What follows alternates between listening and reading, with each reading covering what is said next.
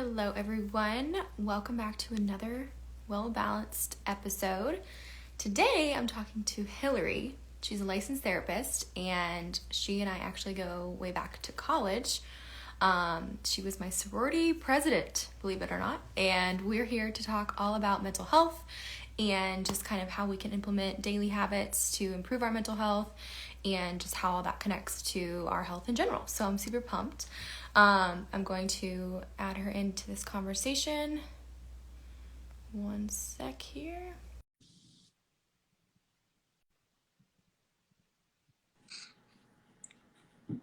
Hello, Hillary. Hello. Great to Hold see on. you. Yeah, you too. How are you? Good. I'm glad to be here. Let me zoom back a little bit. A little close. I know, whenever it Zoomed in a lot. thing, it's like, hey. Okay, hold on. There we go. Perfect. Okay. How are you? Doing well? Good. Yes. Yeah. How about you? I'm doing good. Can't complain. Wish this heat wave would stop. Oh my God, I know. I've been trying to get all my walks in for my poor dog, like really early in the morning so that her little paws aren't getting scalded on the ground. I know. It's Sizzling. ridiculous. You can't even go outside without sweating. I So know. bad. I know. Like, Usually I'll have my coffee on the porch or something in the morning, and I have not been doing that recently. I know. I was like, fun. do I shower in the morning or do I just not shower I ever? know. Because what's the point? Exactly. Well, I've been loving all your stuff, following you on TikTok and obviously on here. Yes, TikTok, man. That's a whole nother world. It's fun. It's very, very fun. I enjoy it. There's no captions, nothing to think about. It's just like, here's what I'm thinking, and I'm done.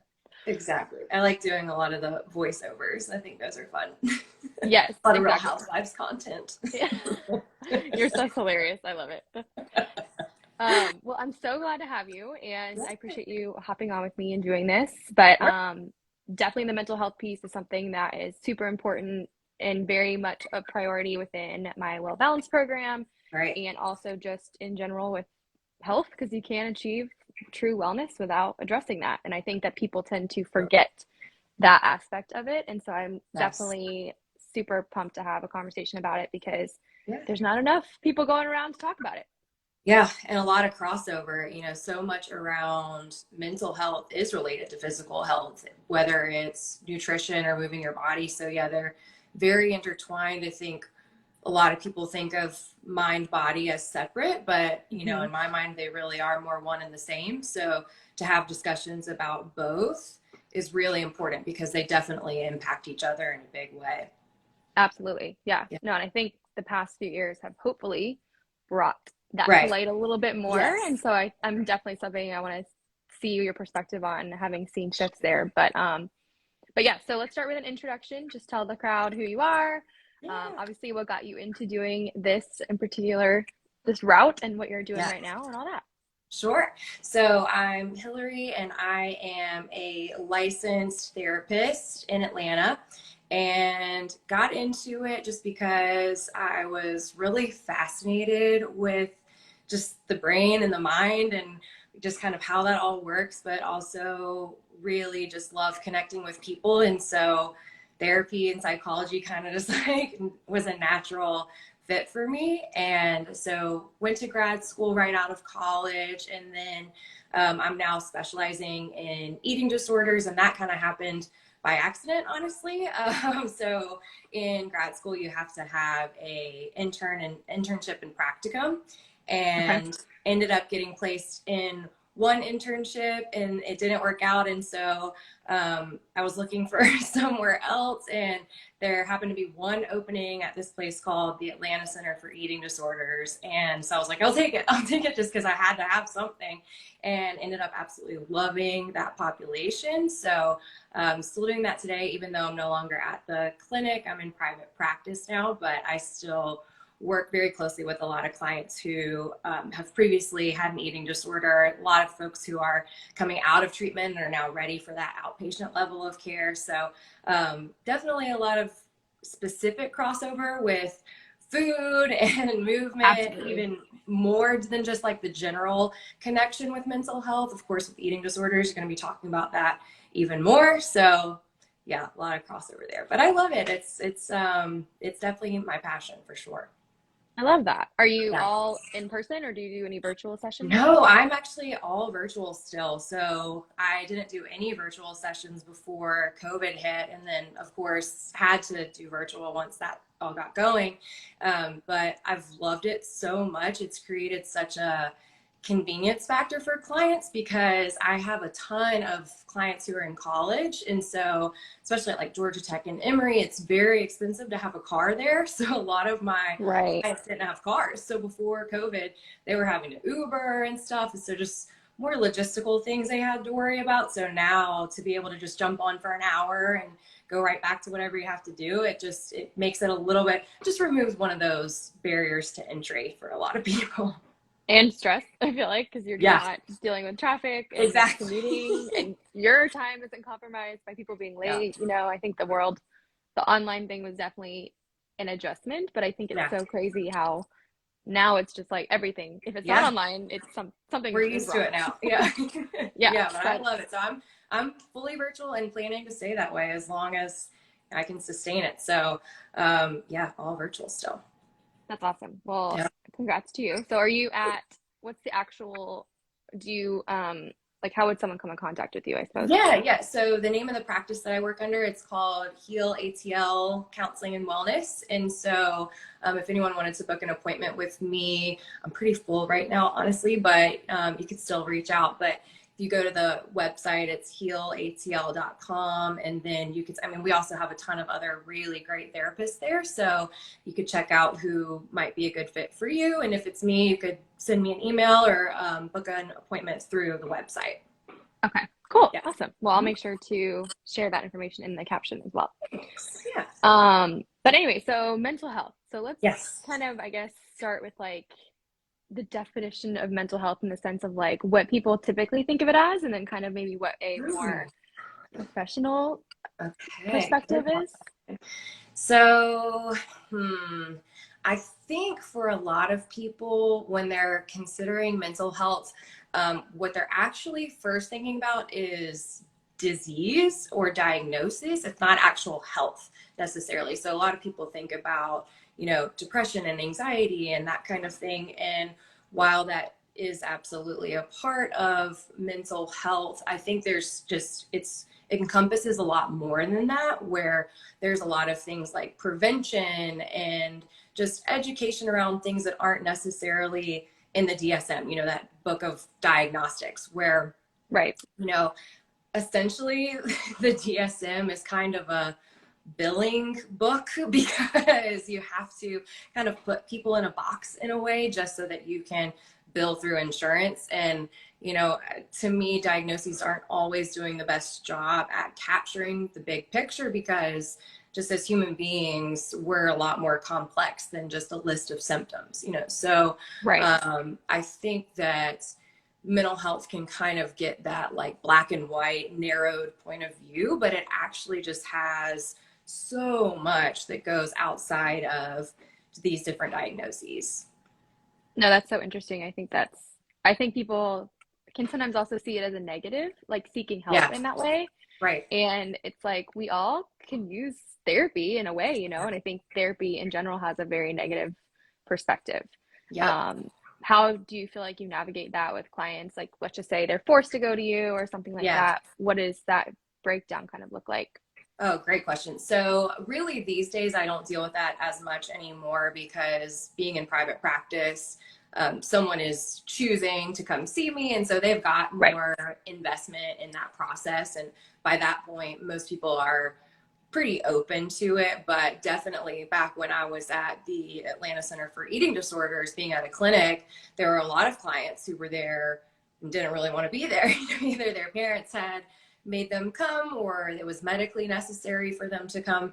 And so I think what is most important with those types of clients is just helping them understand that this is really just relational, that it doesn't have to be anything so personal. I think a lot of people take their mental health as like a sign of weakness if they're struggling, when really it's not that cut and dry. It's not that simple, and all of us need help. All of us need support. Absolutely. And so to just kind of normalize it a little bit and help people know that it doesn't have to be this like really clinical thing. Like it's just relational, and it's really just support. That's all it is.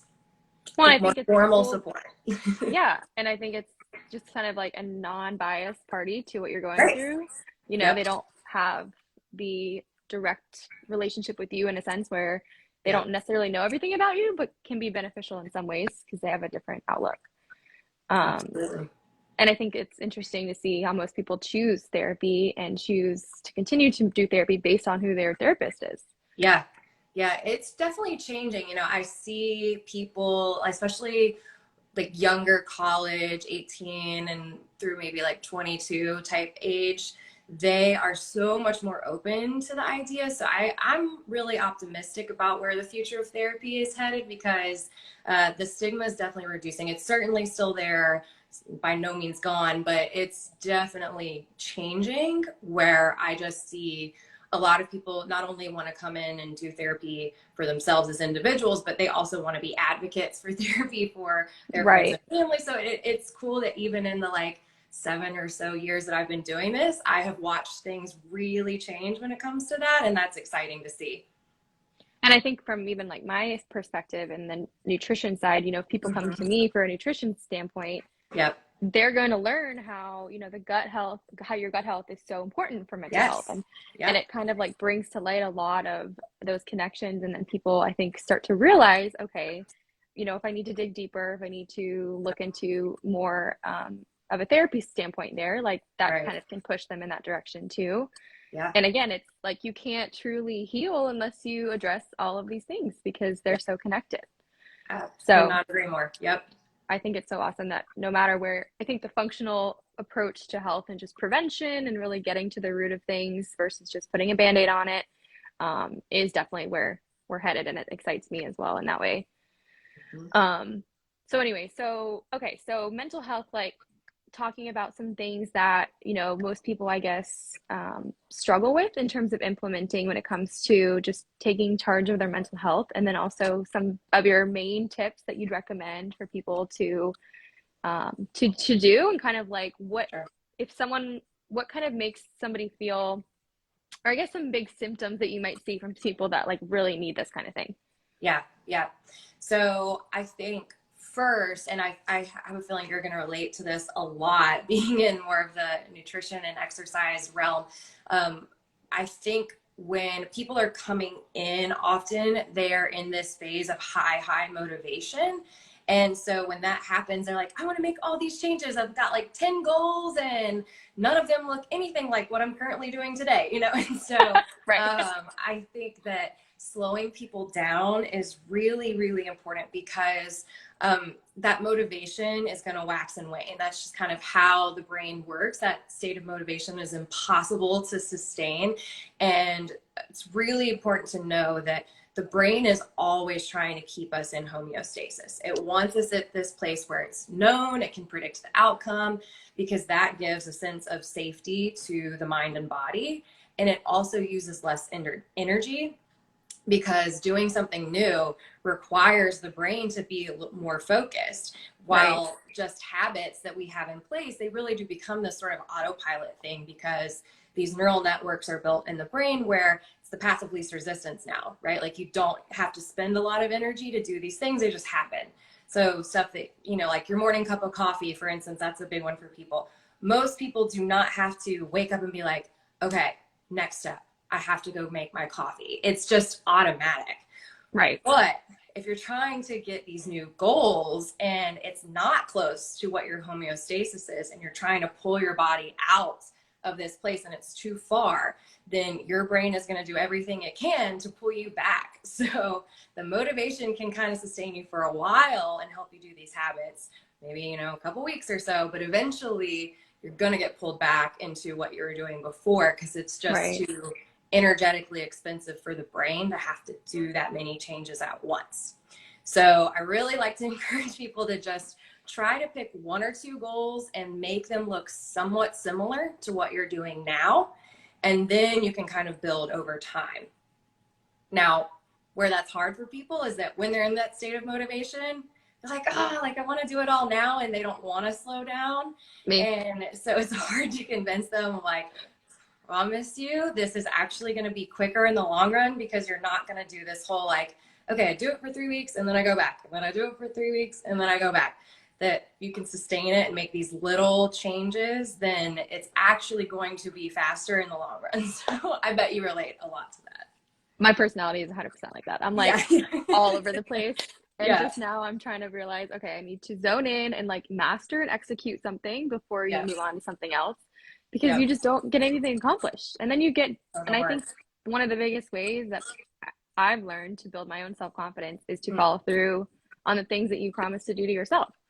And so when you fail over and over again, because it's not that you're bad, you just are doing too much, then it becomes overwhelming, and then you go back to what you did before.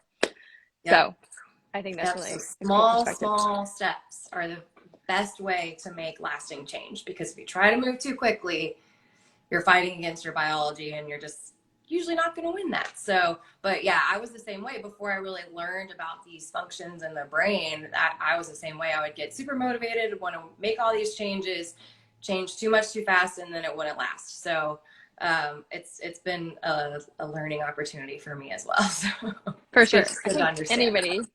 And we in Well Balanced too, we do a lot of the SMART goal approach, because just breaking that down and really talking through like, okay, I want to, exercise X amount of days a week and for this duration and whatever. And sometimes that mindset shift can be so just simple, but makes such a big difference. So can you actually explain the SMART goal thing to the audience, just so that they can kind of understand? Yeah. So I don't necessarily follow that exact protocol, even though like it's a good one and it's supported through data. But if I'm remembering it correctly, it's specific, measurable, attainable, realistic, and then like time specific. Is that right? Yeah. So essentially you're doing what we were just talking about, but in more of a like intentional point and focus way, where you are breaking down a goal in a fashion that allows you to do it little by little.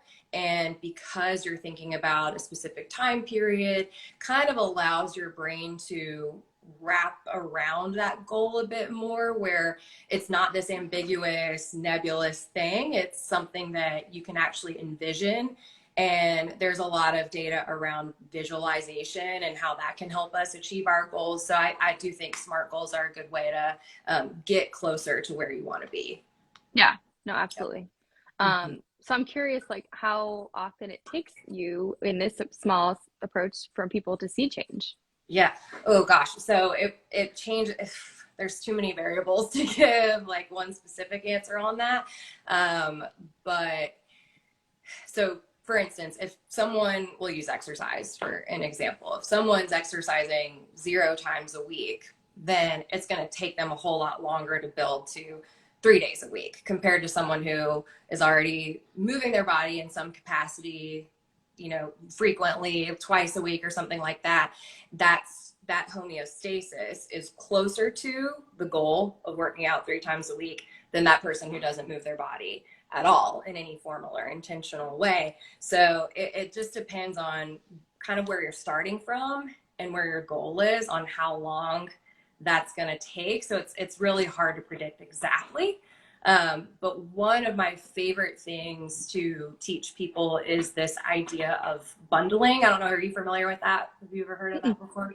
So bundling is a really good way to kind of like piggyback off of that homeostasis thing, where like we were saying, your brain and body wants to keep you in a place that it already knows, that it can predict, and where it has these preformed neural networks.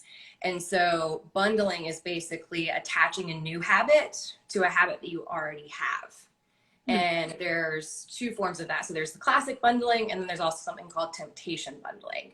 So classic bundling is just what I was saying. It's attaching any habit that you want to start to a habit that you already have. So we can keep rolling with the coffee example, because that's one that a lot of people do in the morning that they don't have to think about. Automatic pathway, right? Homeostasis. So something that, let's say you wanted to try to practice more mindfulness or something. then you could bundle that with your morning coffee. So while your coffee is brewing, you could be listening to the sounds, smelling the coffee, tasting it, feeling the warmth of the cup. And so now you're not having to borrow extra time or think extra hard about something. You're just tacking on a new habit to one that's already really automatic and strongly formed. Interesting. I like that. So that's classic version of bundling. And then the temptation bundling is when you tack on something that you should do or need to do, or a new habit with something that you really, really want to do. So for me, that usually looks like I love reality TV, love me some trash TV. So that's something that I want to do. Me too. And I'm probably, that's something that I'm probably going to find time in my day for. So if I know that I want to get more movement in my day, then I could, hop on my stationary bike while I'm watching Real Housewives or something. So now I'm combining these two things. I'm bundling something that I need to do that would be good for me, but it might be hard to find motivation on its own. I'm bundling it with something that I really want to do anyways. Interesting. Yeah, no, that's really helpful. I think that's interesting because people, I don't know, I think again, it's just more, people are always like, it's more work. I have to change my whole lifestyle to accomplish these things. And, or, these things aren't ever going to come naturally to me. And I think, consistency is obviously a huge factor. Yes. But yeah, I think that's really a cool way to do that because most people will watch reality TV probably on a bike. Yep. Yeah. And consistency, you mentioned that, and that is super important because that is what allows your brain to reach a new level of homeostasis. So when you're used to one thing and your brain's trying to pull you back to that place, in order to get used to this new thing, you have to do it consistently. And that's another reason why small, realistic goals are so important. It's because that means that consistency is a lot more likely. So if you're doing this thing over and over again, your brain's going to build those neural pathways. It's going to become the norm. And then you're not having to fight it. You're not having to think much about it. It's just automatic. Right. No, that makes total sense. Okay, cool. Well, so discussing just like habits in general. So things that most people, at least especially clients, have seen success with, whether it's journaling or I don't know, just a bunch of other things, meditation. What are things that you would say for somebody who's kind of starting out and really wanting to kind of become more in tune with that aspect of their life? Yep. So the ones that I think that I like to start people out with the most are, again, they're smaller changes, but they have a big impact. So I think the first one is viewing light early in the morning. So this is something that a lot of these skills or practices, I guess, are indirectly or directly related to sleep. And sleep is just so foundational to our health, mental and physical health, that I really always want to make sure that my clients are feeling rested and getting consistent sleep, because if not, everything else kind of starts falling apart. Like you have to have that foundation. And so what viewing light early in the morning does is, the quality of light in the morning is this like blue yellow contrast. And the way it hits our retinal neurons, so the receptors behind our eyes, it basically sets off this timer for melatonin production. Most people are familiar with melatonin, but it's a chemical in the body that promotes sleep, makes us feel tired. And so basically what happens is that timer gets set for roughly like 14, 15, 16 hours later. Your body's going to naturally produce a lot of melatonin or release a lot of melatonin. So you're going to naturally feel sleepy, and it helps you have a consistent bedtime. So if you can view about 10 minutes of light in the morning, ideally before 9 a.m., so anywhere from sunrise to 9 a.m., and you want to get at least 10 minutes because there's a certain amount of light that your eyes have to receive in order to like set that timer off basically. So 10 minutes outside, or you can sit at a window, but the window needs to be open. because any Mhm. barriers, so like glass, sunglasses, anything like that, it's not going to allow the necessary amount of light to get in, and you would just have to sit there for way too long. It's not realistic. So Right. this is another one that you can pretty easily bundle. So a lot of people will walk their dogs in the morning, or they'll have their coffee or whatever. So you can bundle this with something that you're already doing. It's only about 10 minutes. So feels like one that's mostly realistic for people. So that's one of the first things that I like to suggest to people. I love that. I went on a walk this morning. Makes a big Did difference. you? Nice. Yeah, it's Yeah, really nice. it's Yeah, really nice. it's a great practice because you can get the movement in and the light in. And sometimes people will also meditate while they're doing this. Of course, you have to keep your eyes open if you're going to do that. But you can pack in several things in those 10 minutes that are really beneficial for mind and body. So I love recommending that one for people. And then the other side of that is trying to avoid light from 10 p.m. to about 4 a.m. because that ends up disrupting the melatonin production. And they're doing a lot of studies on this now, and there's some pretty solid data to suggest that viewing light after 10 p.m., and this is for someone who's got a typical bedtime, so not someone who does shift work or something like that, but Right. that viewing that light after 10 p.m. is highly, highly correlated with greater incidence of depression and other mood disorders. So really is serious just how much sleep impacts the way we feel mentally. So that's hard for people. A lot of people want to scroll at the end of the night when they're in their bed, but really, really caution people against that. If you can put the phone away before 10 p.m., you're going to see a lot of benefits around that for sleep directly, and then mental health kind of as like by proxy. I love that too. Yeah, we have like a little goal sheet in the Yeah, program, and it's like put your phone away 30 minutes before bed. Check. it's a big one. Yeah, it really is a big one. And it's hard. Like there are times where that sounds like that should be easy, but even for myself, I'll find myself just scrolling and I'll realize, I'll look at the time and be like, oh my gosh, no. So it's hard to do it It because is. it's so easy to be on your phone, but it really is a big deal. It's one of the biggest impacts you can make in a pretty small way. So yeah, viewing light early in the morning, avoiding light after 10 p.m. You can do that combination. You'll really see a lot of benefit around that. So in terms of like watching TV, would you cut that early, or would you just kind of like Yeah, no, good question. So any light, a lot of people get super wrapped up in the blue light thing, but it's not just the blue light. It's literally the brightness. So whether it's your phone, whether it's TV, whether it's a Kindle, whether it's just a lamp or overhead light. So for instance, if you wake up to go to the bathroom in the middle of the night, you really don't want to turn the lights on because that can disrupt those retinal neurons. So any light you want to try to avoid after 10 p.m.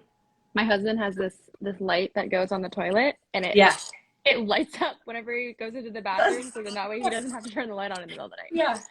Well, so that It's like could $6 be on Amazon. disrupting sleep, possibly. I don't know how bright it is, but It's like it's in the fairly toilet dim, seat. probably It's fine. like just it like lights the toilet seat basically. Okay, it's probably dim enough that it's not going to make an impact, but yeah, you definitely don't want to be like flicking on the lights, and No. that would disrupt your sleep for sure.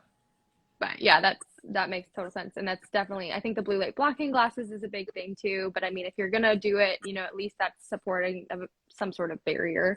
Yeah, it's unfortunately the blue light blockers don't really do much in terms of the melatonin disruption because again, it's the brightness that's right. being received, and so it's not so much the quality of the blue light late at night. It's the actual brightness that is in the eyes. So yeah, I like to recommend that people don't just rely on the blue light blockers. Better than nothing, but ideally, well, I feel like sourcing the phone quality, down. Like there's just a lot of iffiness, I feel like, in terms of knowing if they're actually doing anything, Yeah, exactly. That's a great point. Yeah. Well, those are two great tips. I love that. And then anything like maybe 2 or 3 more just to send people on their way? Yeah. So another one that again is directly related or indirectly related to sleep is a practice that's called non-sleep deep rest, or NSDR. Is that something you're familiar with? Mm-mm. No. So it is borrowed from a practice that's called Yoga Nidra, which has been around for much longer. But Yoga Nidra is a little bit different. It uses more spiritual language, whereas non-sleep deep rest, NSDR, is kind of more just like the scientific boiled down version of that. A lot of studies around how helpful it is. And so what it can do, it can help restore sleep that's been lost. So if you've had a really bad night of sleep, then doing a video, it's very similar to meditation. You are getting still and focusing on different parts of the body, and what it does is it slows down the brain waves, so your body is super relaxed, but your mind is still awake. So you're not asleep, but it's really restorative. So it's great for stress. It helps promote better quality of sleep, but it also helps to restore sleep that's been lost. So it's one of my favorites, especially if you're in a period where you have a lot of stressful things going on. NSDR is a great practice to incorporate. I love that. Yeah, I've never heard of that. That's interesting. So you can Google or YouTube NSDR videos, non-sleep deep rest videos, and they should pop right up. You could also, if you prefer more of the spiritual language, you can do the same with Yoga Nidra videos. They're very closely related, pretty similar. So it's just kind of a matter of preference. Okay, cool. Yeah.